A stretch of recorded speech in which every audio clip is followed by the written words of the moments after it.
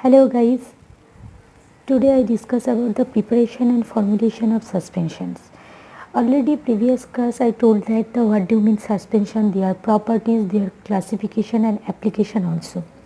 So today I discuss about the formulation of suspension. When you will prepare or when you will formulate the suspension, then the some ingredients or some substances are used to make the suspension.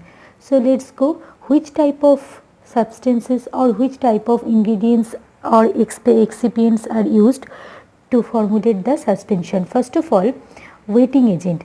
Wetting agent, what is the function of wetting agent? These are the substances and which are reduce the interfacial tension between the solid particles and liquid medium, thus producing a suspension of required quality. Example, alcohol, glycerin, tragagan. That means wetting agent is used to prepare the suspension. Exactly, it is used to reduce the interfacial tension between the solid particles and liquid medium. Okay, so this is the function of wetting agent. Then the flocculating agent. The solid particles are well dispersed in dispersion medium, that is a vehicle. Dispersion can be improved by adding a surfactant or protective colloids which act as a flocculating agent. So in this case the flocculating agent acts as a surfactant. Okay, and the flocculating agent acts by the reducing the surface tension, thereby improving the dispersion of solid, minimize the flocculation. So example of the flocculating agent is lauryl sulfate, sodium lauryl sulfate SLS is very popular, span, carboxyls, etc.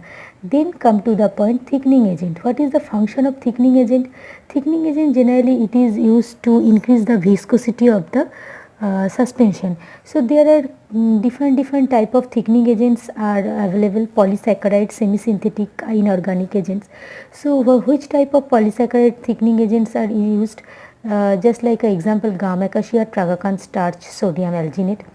And which type of semi-synthetic thickening agent are used? Sodium carboxy methyl cellulose and methyl cellulose, etc. So another point, inorganic agent, it is also included for the thickening agent. So example, bentonite, aluminum hydroxide, etc. and synthetic thickening agents, example, carbomar, colloidal silicon dioxide, etc.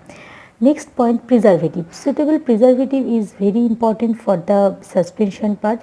So example is a benzoic acid, sodium benzoate, methyl paraben, propyl paraben. Okay, and then buffer. This is also very important for the parenteral purpose, for ophthalmic suspension purpose. So buffer are added to resist the change in pH, example sodium citrate.